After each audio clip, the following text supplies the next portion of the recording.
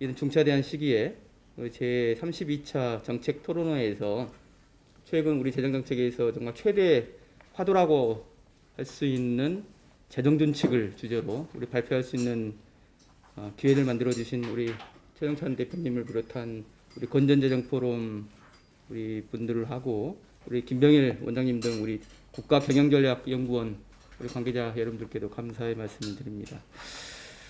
지난 10월 5일 우리 정부가 한국형 재정준칙 도입 방안을 발표한 지 벌써 49일이 지났습니다. 일부 여당 의원들의 정말 강력한 반대로 현재까지 정부는 입법 예고조차도 못하고 있는 어떤 그런 상황인데요. 4년 전에도 우리 기획재정부가 재정준칙 도입을 위해 재정건전화 법안을 제출을 한 바가 있습니다. 그 당시에 야당이었던 우리 민주당에서도 우리 송영길 의원을 포함한 한 39분의 그 당시 민주당 의원들도 비슷한 내용의 재정건전화 법안을 발의를 한 적도 있습니다. 근데 그 당시에 우리 4년 전에는 한 차례던가요? 한 차례 논의만 하고 정말 지난 5월 말에 20대 국회의원 임기가 만료됨으로써 폐기가 되고 말았었습니다.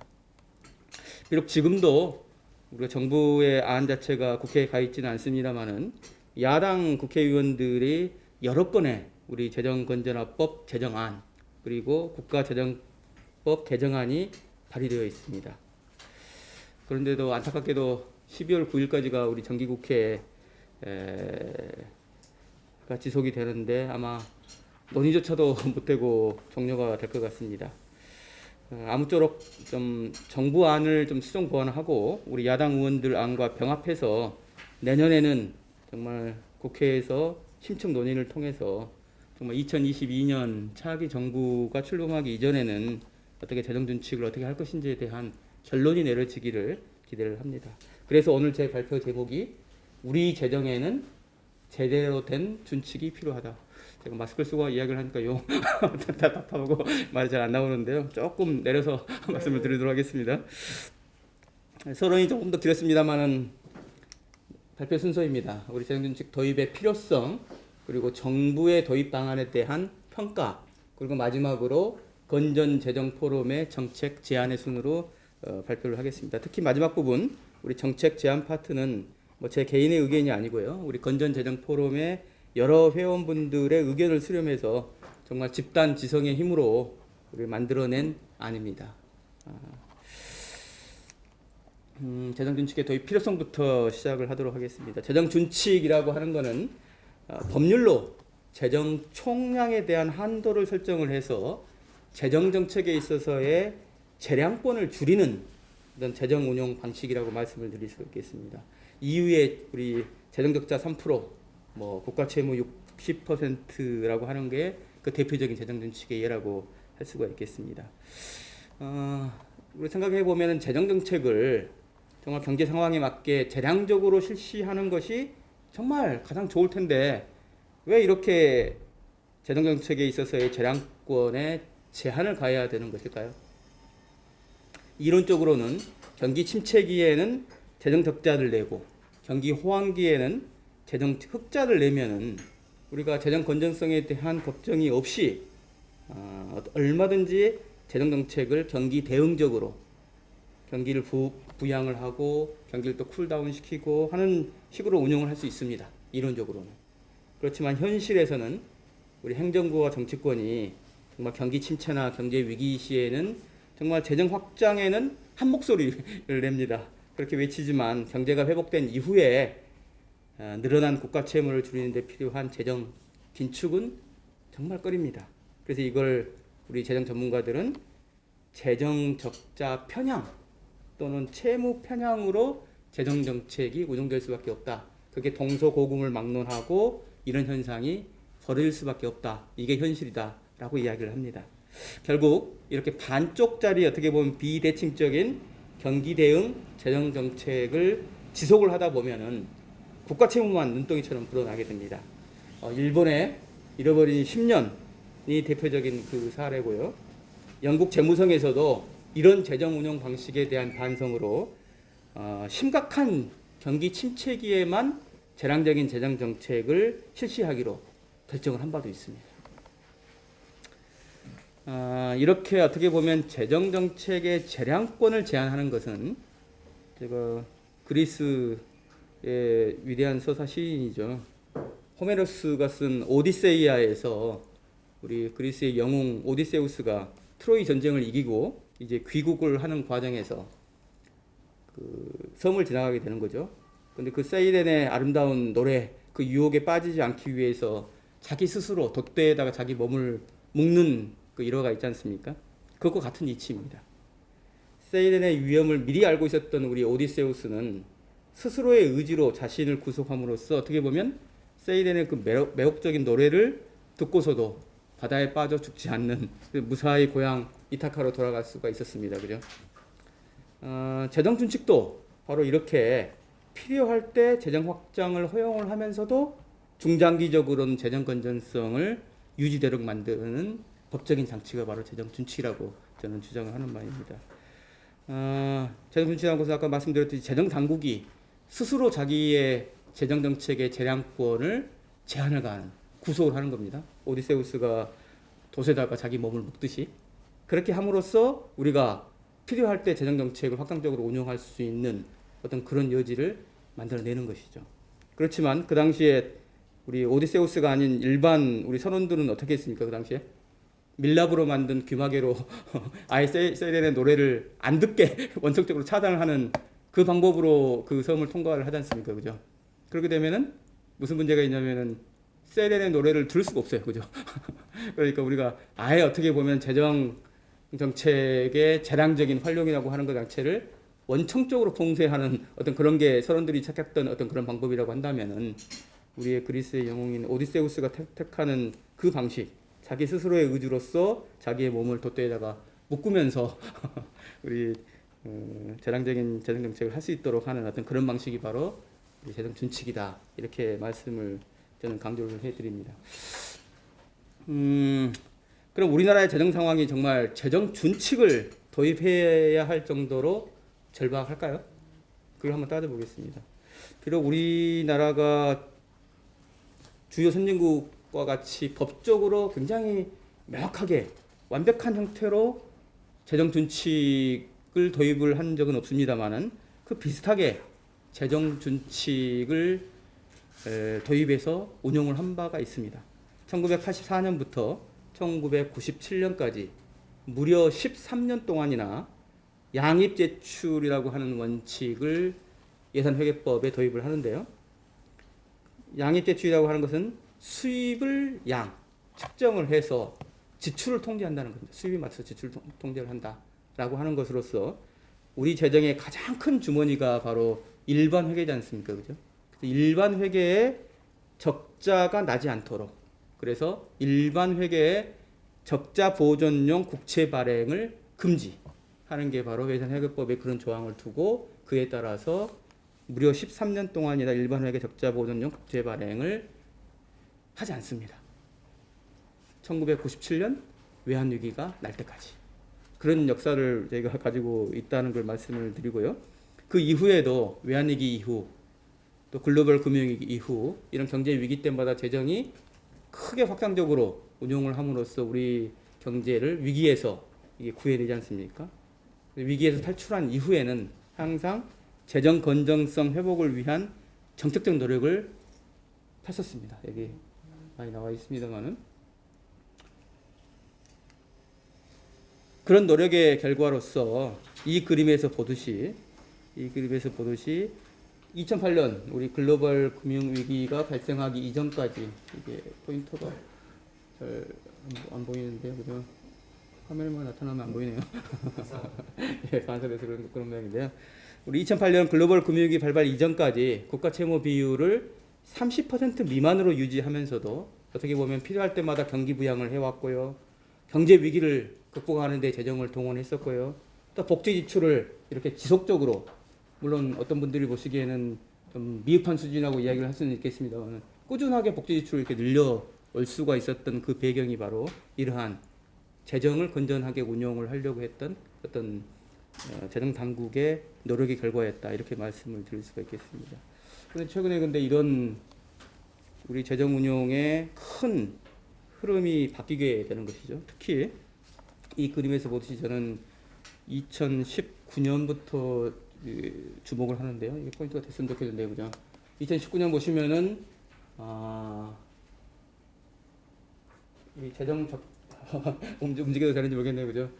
재정 적자 규모가 이 빨간 우리 막대 그래프 아래쪽으로 되어 있는 그래프로 이렇게 되어 있습니다만은 50조를 돌파해서 54조가 됩니다. 2019년에 이 결산 수치인데요. 54조 원의 재정 적자를 내면서 정말 최근에 보기 드문 굉장히 대규모 적자를 내기 시작을 했고요.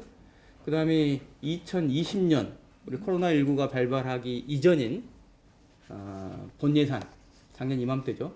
본예산상에 있는 우리 재정 적자 규모가 72조였습니다. 근데 금년 들어서 이제 코로나19 발발로 인해서 4차례 추경을 하면서 그 적자 규모가 119조 원으로 늘어나지 않습니까? 그러니까 적어도 이제 코로나19 때문에 늘어난 국가 채무가, 아니, 재정 적자 규모가 전체 우리 119조 원 중에서 39%, 한 47조 원 정도가 코로나19 때문이다라고 적어도 우리가 이야기를 할 수가 있습니다.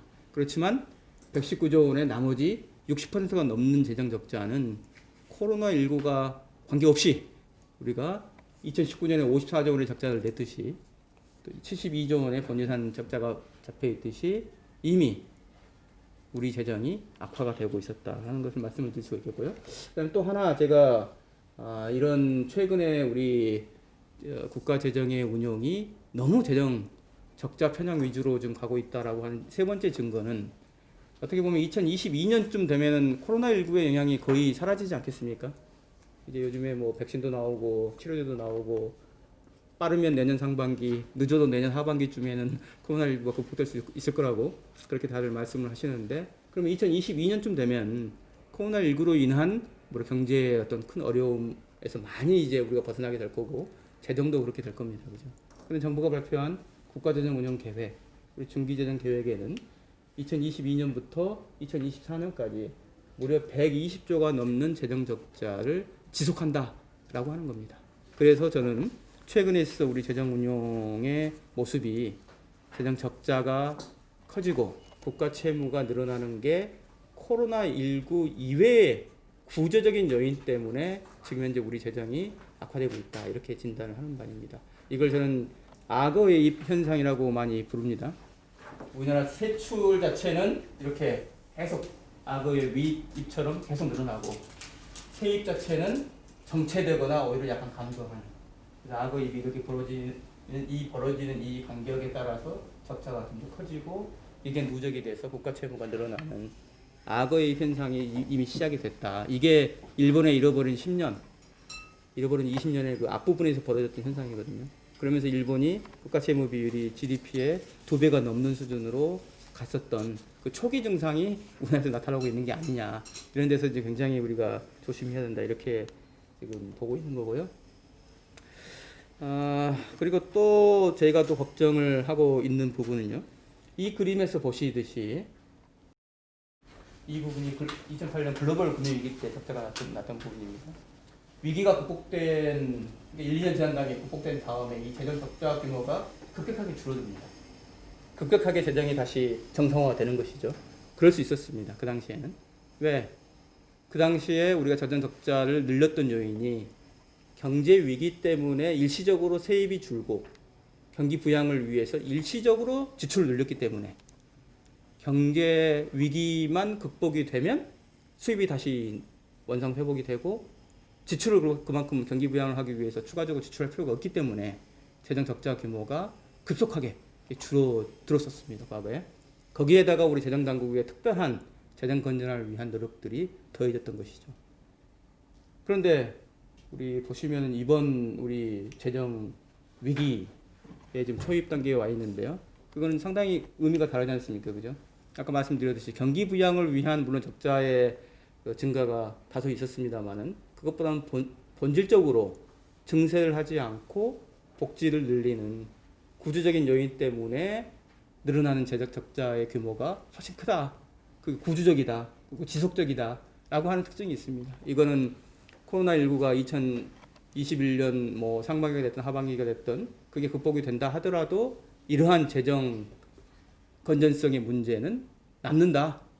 그 정도가 조금 완화될지는 모르겠습니다만은 뜻을 남는다라고 하는 게 제 진단이고요. 이거는 마치 과거에 우리나라가 만성적인 70년대, 80년대 재정 적자, 앞에서 이렇게 보시듯이 재정 적자 때문에 양익재출이라고 하는 일종의 한국형 재정 준칙을 도입을 해서 강력하게 재정 적자를 내지 않도록 만들었던 어떤 그런 재정 준칙의 13년의 역사를 가지고 있는데, 마치 그 당시처럼 지금도 특단의 노력을 하지 않고서는 이 대규모 재정 적자, 늘어나는 국가 채무를 제어할 수가 없을 것 같다라고 하는 의미에서 재정 준칙의 도입, 과거 80년대에는 굉장히 약한 형태의 재정 준칙이라고 한다면은 이제는 선진국에서 이미 도입하고 있는 법적으로 완벽한 형태를 잘 갖춘 잘 짜여진 재정 준칙을 도입을 할 수밖에 없을 거다라고 하는 게 제 진단입니다.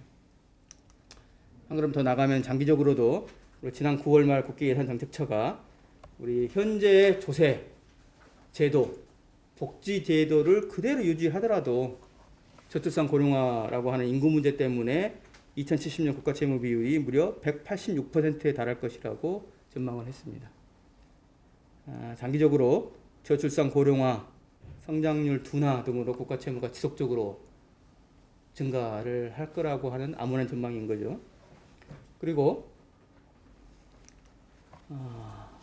터키 OECD 국가 중에서 우리 터키와 정부도 인정을 하고 있습니다. 터키와 우리나라만 재정 준칙이 없는 어떤 그런 상황이고요.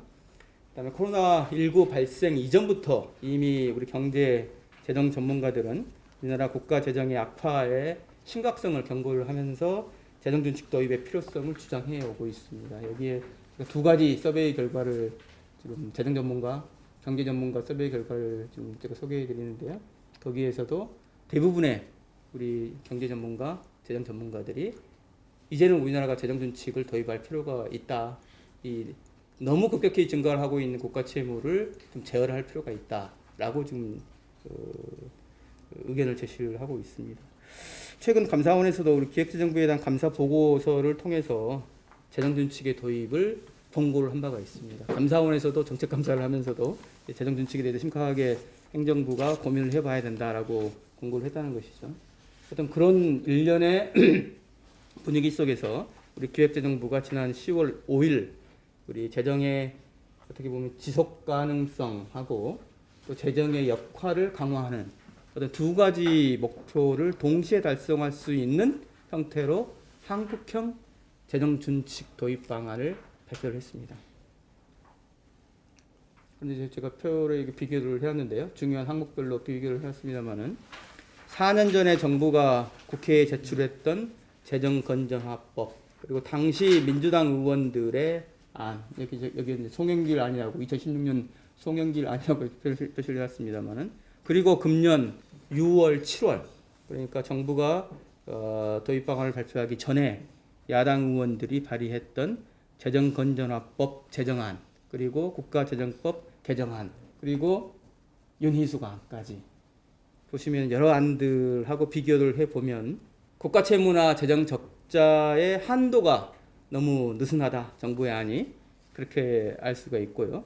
또 법률이 아닌 시행령으로 한도를 결정하며 또 재정 준칙의 적용 면제 조건은 비슷합니다.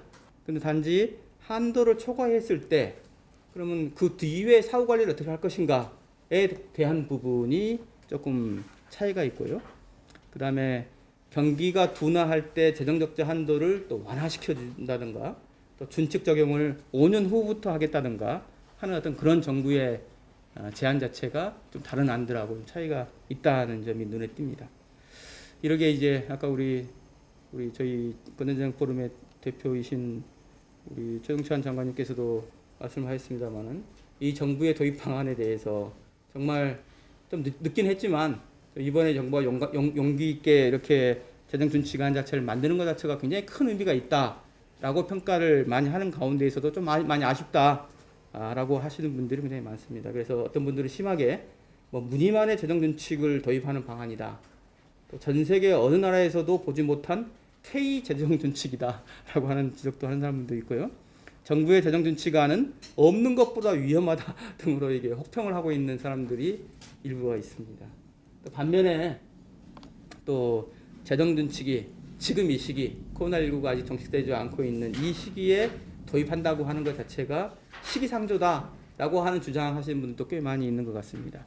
근데 그분들이 그렇게 주장하는 근거가 또 시기상조를 넘어서서 재정 준칙 자체가 필요 없다. 우리나라에서는 지금 앞으로 적어도 몇 년간 동안은 필요 없다라고 주장하시는 분들의 그 근거를 요약을 해보면은 아마 이런 재정 준칙의 도입 자체가 우리나라의 복지 지출, 그렇지 않아도 미흡하고 좀 부족한 복지 지출 자체를 증가, 확대하는데 그걸 방해하는 요소로 작용할 수 있을 것 같다. 그 다음에 또 경제 위기 같은데 대응을 할 때 재정 준칙이라고 하는 걸림돌이 있어서 유연한 재정 운용을 방해할 것 같다. 그리고 한도에 대한 합의, 그게 몇 프로가 됐든지 한도에 대한 합의가 없는 상태에서 이렇게 밀어붙일 수가 있느냐라고 하는 점들을 들고 있는 것 같습니다. 근데 이제 제가 보기에는 우리 재정 준칙이 복지 확대를 원천적으로 차단하는 것은 아니지 않습니까, 그죠? 단지 이 복지 지출과 같은 어떻게 복지 지출이라고 하는 것은 한번 도입되면은 지속되는 거기 때문에 우리 파이낸스의 기본 원칙이 항구적인 지출에 대해서는 항구적인 긴 기간이 소요되는 프로젝트에 대한 파이낸스는 장기 대출로 해야 되는 것이고 일시적인 재정 소요에 대해서는 일시적인 재원 조달 수단인 국채를 활용해라 라고 하는 게 파이낸스의 정말 가장 기본 원칙이지 않습니까? 그죠? 그걸 생각해 본다고 한다면은 복지 지출과 같은 항구적인 지출을 증가를 시킬 때 저세와 같은 항구적인 재원으로 조달해야 된다. 그래서 재정 적자나 국가 부채 한도 이내에서 복지 지출을 늘려야 된다라고 하는 점에서는 복지 지출 자체를 원천적으로 차단하는 것이 아니다라고 하는 말씀을 드리는 거고요. 또 하나 거의 대부분의 재정 준칙은 경제 위기가 발생했을 때 또 사회적으로 어떤 재난이나 전쟁과 같은 상황이 발생했을 때 또 이번과 같은 코로나19 같은 사태가 발생했을 때 유연한 재정 운용을 허용하는 준칙 면제 조항, 예외 조항을 다 두고 있습니다. 그렇기 때문에 재정 준칙 도입 자체가 유연한 재정 운영을 방해만 한다. 잘만 만들면은 어떤 그러한 비난에서는 벗어날 수 있다. 이렇게 말씀을 드리고요. 또 하나는 어떻게 보면은 이렇게 시기상조다, 재정 준칙이라는 그 운하는 필요 없다라고 하는 것 자체가 어떻게 보면 우리 재정 준칙 도입에 있어서 정말 중요한 그 재정 총량의 한도를 우리가 서로 논의를 하는 어떤 그 자체를 막는 게 아니냐. 그러니까 재정 준칙이라고 하는 오늘 뭐 이렇게 어렵게 행사를 하고 있습니다만은 이런 행사 자체를 원천적으로 차단을 해서 합리적인 재정 준칙에 대해서 논의하는 것 자체를 막는 게 아닌가라는 생각을 해봅니다. 우리 국가재정 건전성에 대해서 정말 국내뿐만이 아니라 외국에서도 이제 한국의 재정을 걱정을 해야 되는 어떤 그런 상황에 와 있는데요. 대내외적인 우리나라 국가 재정에 대한 건전성에 대한 어떤 신뢰도를 다시 한번 높이고 우리 경제가 가지고 있는 많은 대외적인 취약점, 약점들을 보완하기 위해서라도 재정 준칙의 도입이 필요하다라고 이렇게 생각을 합니다. 이제 본격적으로 시간이 많이 갔기 때문에요. 본격적으로 재정 준칙 도입의 방안, 정부의 방안 자체를 법적 토대 그리고 한도 준칙의 유형, 뭐 한도 수준, 또 준칙의 관리 이런 측면에서 차례로 한번 평가를 한번 해보겠습니다. 우선 법적 토대를 보면 아까 정재현도 말씀드렸습니다만은 현행 법령으로는 재정 준칙을 도입을 할 수가 없습니다. 제가 정리를 해놨는데 국가재정법, 뭐 헌법, 국가재정법 등의 조항으로 봤을 때에는 이 조항만 가지고는 재정 준칙을 여기에 걸어서 도입을 할 수가 없는 어떤 그런 상황인 것 같고요. 그래서 법률 개정이나 법률 제정이 필요한 그래서 재정 준칙의 법적 근거를 만들어야 되는 상황입니다.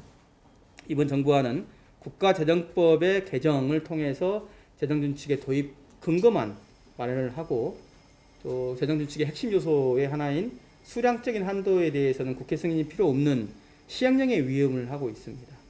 그래서 법적 기반이 다른 OECD 국가나 또 2016년 우리 기획재정부가 특별법에 준할 정도의 재정건전화법을 제정하려고 했던 어떤 그런 방안보다 훨씬 취약하다라고 볼 수가 있겠습니다. 우리 2016년 재정건전화법안에서는 다른 법률에 우선하여 이 법률을 적용한다라고 하는 조항을 둠으로써 어떻게 보면 다른 일반적인 법률보다 이 법률을 우선 적용한다는 약간 뭐 기본법적 특별법적인 어떤 성격을 갖도록 만들기 위해서 열심히 정부가 노력을 한 적이 있었습니다. 근데 이번에는 그것보다 훨씬 더 많이 후퇴를 했다 하는 그런 걸 지적을 해드리고요. 그다음에 또 독일, 스위스 등 제가 한번 쭉 서베이를 해보니까 한 9개 OECD 국가에서 이런 재정 준칙을 헌법에다가 기반을 두고 하고 있습니다. 물론 재정 준칙의 모든 내용이 아니고 그 중에서 핵심되는 일부 내용이라고 하더라도 그 자체 핵심 내용을 헌법에다 근거를 두고 있는 그 국가들이 9개 국가 정도 된다는 이야기죠. 근데 우리나라는 이제 헌법에다가 이 재정 준칙을 도입을 하기는 힘들다고 생각을 합니다. 그렇지만 일반 법률보다는 훨씬 더 구성력 있는 법적 근거를 가지고 재정 준칙을 도입을 해야 한다라고 하는 게 제 주장입니다. 준칙의 유형으로서는 여러 가지 유형이 있습니다만 이번 정부에서도 향후 재정의 역할이 좀 더 강화될 필요가 있고 앞으로 계속 우리나라 경제 규모나 재정의 규모가 커질 거를 우리가 예상을 해본다고 한다면은 여러 가지 재정 총량 지표 중에서 재정 수지와 국가 채무에 대해서 한도를 설정하기로 선택한 것 자체는 바람직해 보입니다. 단지 이제 통합재정 수지 적자 한도를 GDP 대비 3%로 정한 이 부분에 다소의 문제가 있는 것 같습니다. 우선 적자 기준을 사회보장성 기금 흑자가 포함되는 통합재정 수지로 한 것이 좀 제가 보기에는 명백한 잘못이라고 생각이 듭니다. 국가 채무 증가와 연계되어 있는 것은 통합재정 수지가 아니라 관리재정 수지 또는 일반 회계 적자 보전용 국채 발행 규모를 기준으로 해야 됩니다.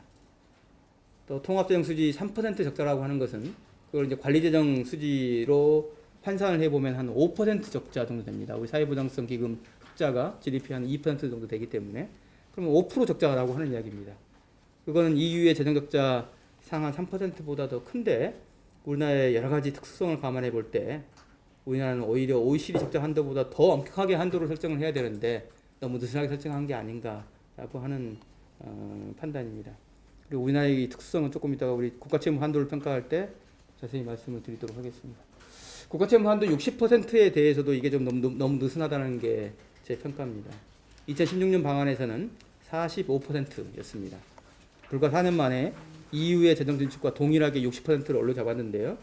우리나라의 특성을 감안할 때 이것도 오히려 EU의 부채 한도보다는 조금 더 엄격하게 한도를 설정할 필요가 있다라고 생각이 듭니다.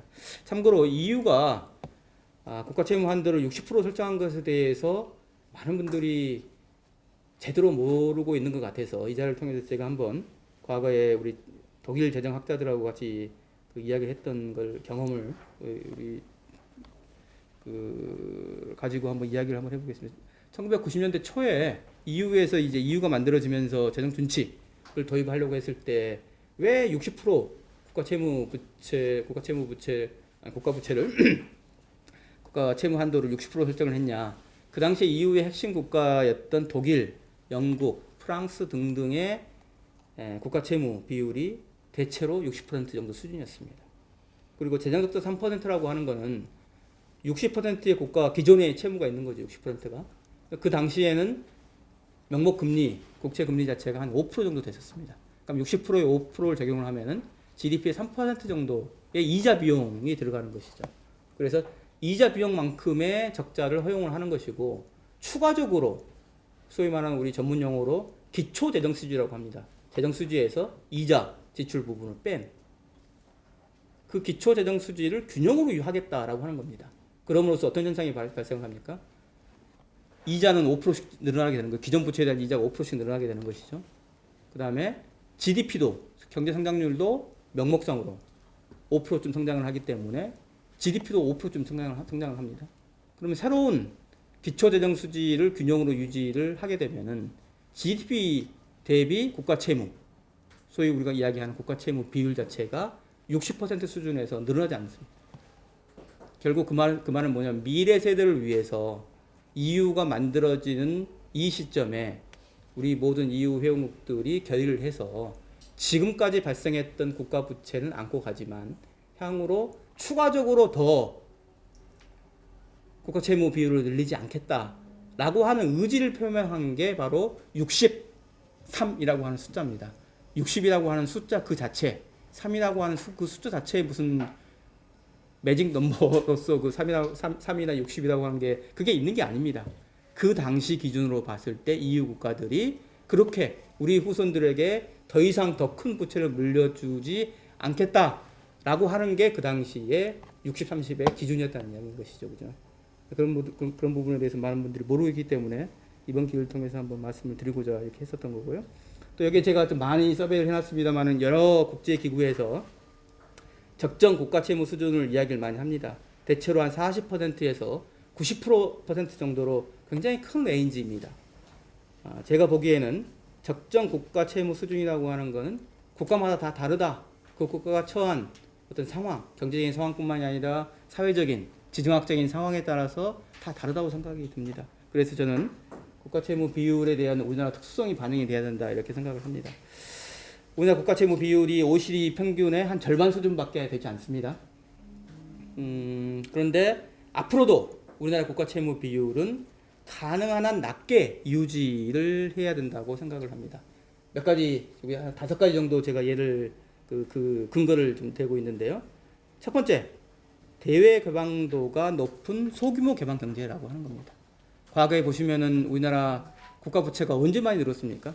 바로 경제 위기 때문에 소규모 개방 경제 국가에서는 외환위기 때처럼 우리나라에 문제가 있어서 또는 2008년도 글로벌 금융위기처럼 우리와 교역을 하는 미국이나 다른 유럽이나 다른 나라에서 문제가 생겼을 경우에 그 충격 때문에 경제 위기에 빠지게 되고 그걸 방어하기 위해서 튼튼한 재정이 필요하다는 것입니다.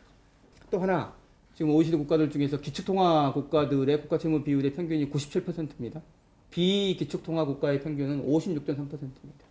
이 말은 즉슨 자기 나라 통화가 국제 무역에 있어서 결제 통화, 그다음에 해외 외환 보유액 보유에 있어서의 보유 자산, 표시 자산 통화가 되는 나라인 기축 통화에서는 적자가 나더라도 그에 대한 부담을 외국에 전가시킬 수가 있습니다. 반면에 비기축 통화, 원화가 국제화되지 않은 은하와 같은 비기축 통화는 그런 EU나 미국, 일본 이런 나라들보다 훨씬 더 국가 채무 비율이 낮게 운영이 돼야 된다라고 하는 이야기고요.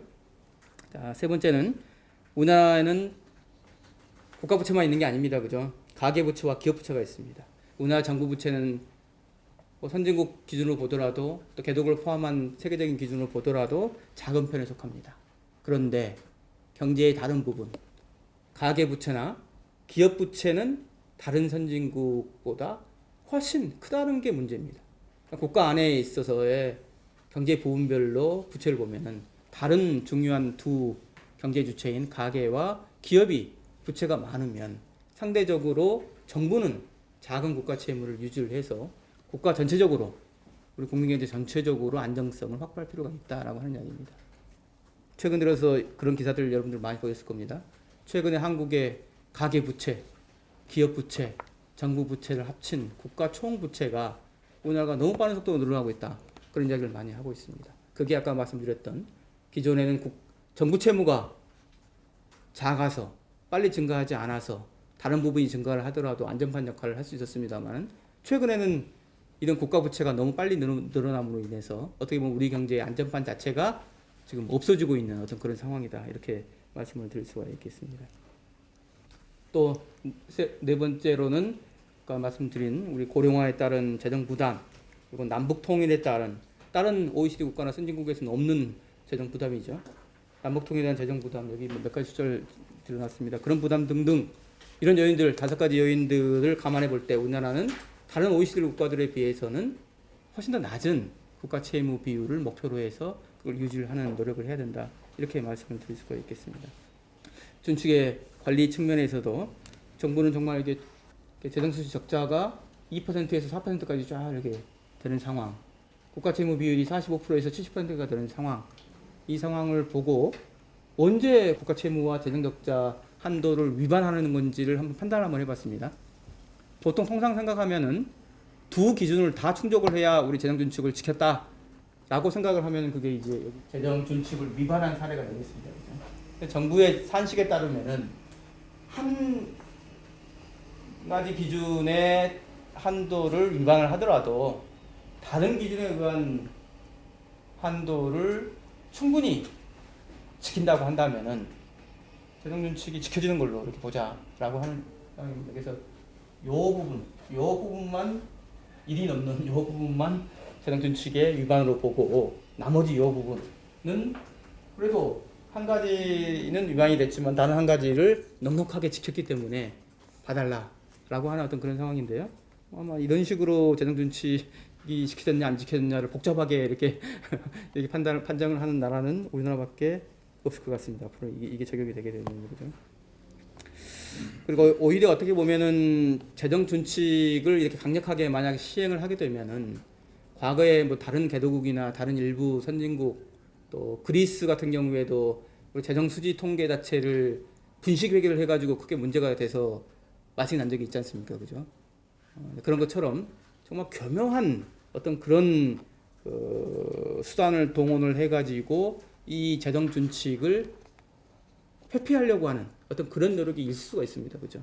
그렇기 때문에 오히려 이렇게 복잡한 산식을 쓰는 것이 아니라 오히려 국제기구가 권고를 하고 있고 주요 선진국에 설치되어 있는 재정위원회와 같은 정말 정치적으로 중립적이고 또 독립적으로 활동하는 우리 재정기구를 설치를 해서 우리 재정준칙이 제대로 지켜지고 있는 것인지 그 준수 여부 자체를 감독하게 하고 그 다음에 재정적자와 국가부채에 대한 각종 분석, 전망 이런 것들을 통해서 이런 당초 우리가 재정준칙을 만들었던 취지가 제대로 작동하고 있는 것인지 자체를 볼 필요가 있다. 그런 업무를 담당케 해야 된다라고 생각이 듭니다.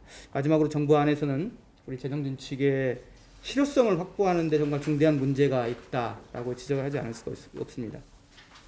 전쟁, 대규모 재해, 글로벌 경제 위기 등 재정준칙 적용을 면제하는 게 아까 제가 앞에서 말씀드렸듯이 우리 오디세우스 이야기 하듯이 필요합니다. 그건 다 인정을 하는데요. 문제는 사후관리입니다. 사후관리를 통한 실효성 확보 장치가 없다고 한다면은 재정준칙이 있다 하더라도 눈먼 장님입니다. 국가채무 증가를 막을 수가 없습니다. 그래서 재정건전화 대책을 마련을 정부에서도 의무화시키겠다. 또 세계 잉여금이 발생하면 전액 국가채무 상환에 쓰겠다라고 하는 것만은 굉장히 부족합니다. 어떻게 보면은 이런 예외적인 상황에 재정준칙의 법정 한도를 초과하는 재정 운용을 허용을 할 경우에는 거기에 대한 사후관리 재정을 해서 국가채무 부채를 급격하게 늘어나는 것을 막는 어떤 그런 실질적인 성과가 담보될 수 있는 형태로 재정준칙이 도입이 돼야 된다라고 생각이 듭니다. 그 부분이 제가 여기에 독일과 스위스 사례를 들어놨습니다만은 부채 제동 장치, 뎃 브레이크라고 하는 어떤 그런 장치입니다. 그래서 이런 장치들을 감안을 해서 우리도 이런 예외적으로 준칙의 적용을 면제를 시켜주지만 사후 관리를 확실하게 해서 국가 부채 관리는 실효성 있게 해야 된다라고 하는 게 제 마지막 평가 부분이 되겠습니다. 이 부분은 아까 말씀드렸듯이 저희 건전재정 포럼의 여러 우리 회원분들의 의견을 종합을 해서 원래는 우리 대표님께서 선언문처럼 한번 읽어주셔야 되는데 제가 하는 김에 저보고 하라고 해서 제가 이 부분에 대해서 조금 읽어보겠습니다. 건전재정 포럼이 재정준칙 도입 방안을 제안하는 배경 하나, 현재 국가채무 증가 속도와 규모가 매우 빠르고 커서 우리 경제 전반을 위축시킬 위험이 크다. 둘, 증가된 정부 재정 지출의 내용 면에서도 임시 방편적이고 미래 성장 기여도가 미흡하다. 3. 현재 국가 채무에 포함되지 않고 있는 사회보험도 국가 부채화될 가능성이 크므로 이를 포함해 관리할 필요가 있다. 4. 국가 채무는 현 세대가 미래 세대의 부담을 전가시키는 것이다. 현 세대가 책임을 지고 미래 세대에 대한 부담을 완화시켜야 한다. 재정준칙 도입에 대한 건전재정 포럼의 정책 제안. 하나, 소규모 개방경제 하에서 재정 건전성은 경제 운용의 핵심적인 기본 인프라이다. 재정당국은 어떤 상황에서도 재정이 국가 운영의 최후 보루라는 소명의식과 국민의 세금을 지키는 파수꾼이라는 자부심을 갖고 재정 규율을 철저히 지켜야 한다. 나아가 국민 부담을 줄이기 위해 공공부문 혁신 종합대책을 추진을 촉구한다. 비효율적인 재정 지출을 개혁하고 방만한 공기업 및 공공기관을 통폐합하거나 민영화해야 한다. 둘, 현재 법률 하에서는 최근 급증하고 있고 향후에도 지속적으로 증가할 국가채무를 제어할 수단이 없다. 재정건전화법의 제정 또는 국가재정법의 개정을 통한 재정준칙의 입법화가 시급하다. 셋, 지난 10월 5일 재정당국이 발표한 한국형 재정준칙 도입 방안은 우리나라 최초로 법제화한 재정준칙을 도입한다는 의미에서 늦기는 하였지만 적극 환영하는 바이다. 다만 내용 면에서는 최근 무절제하게 급증하고 있는 국가 채무를 통제할 수 없는 등 실효적인 방안이 되기에는 너무 부족하다. 4. 이에 재정준칙의 실효성을 높이기 위한 다음 6가지 제안이 반드시 반영되기를 촉구한다. 제안 하나, 재정준칙의 주요 내용은 법률로 규정하고 즉각 시행하여 그 구속력을 높여야 한다. 제안 둘, 재정적자 한도를 관리재정수지 및 해당 대통령 임기 5년 평균을 기준으로 GDP 대비 1.5% 또는 일반 회계 적자 보정용 국채 발행 기준으로 연 60조 이하로 낮춰야 한다. 재정수지 균형이 아닌 소폭 적자를 한도로 설정하는 것은 미래 세대를 위한 투자를 위한 것임을 밝혀준다. 제안 3. 국가채무 한도를 GDP 대비 50%로 낮추어야 한다. 제안 4. 재정적자 한도와 국가채무 한도는 동시에 충족되어야 한다. 제안 5. 경제사회적 위기로 재정적자와 국가채무의 한도를 초과할 것이 예상되는 경우 한도 초과분에 대한 상환계획과 함께 국회의원 제적 3분의 2 이상의 찬성으로 허용할 수 있다. 여기서 3분의 2 이상의 찬성으로 하는 이유는 특별 결의 절차에 의한 국회 의결, 그래서 과반수의 단순 다수결이 아니라 야당의 동의까지도 구하도록 하자라는 취지에서 국회의원 제적 3분의 2 이상의 찬성으로 하자라고 저희가 의견을 모았습니다. 제안 6. 정치적으로 중립적이고 독립적으로 활동하는 재정위원회를 설치해야 한다. 선진국에 비해 30년 이상 늦은 고령화와 저출산 사회에 대비하여 현 세대가 조달할 수 있는 재원 내에서 재정을 집행하고 지금보다 훨씬 더 심각한 재정 압박을 받을 미래 세대로 재정 부담을 떠넘기지 않도록 해야 한다. 정부와 국회는 재정에 대한 정치 개입과 재정의 과도한 정치화를 방지하기 위해 제대로 된 재정준칙의 조속한 도입을 위해 상호 협력해 주기를 촉구한다.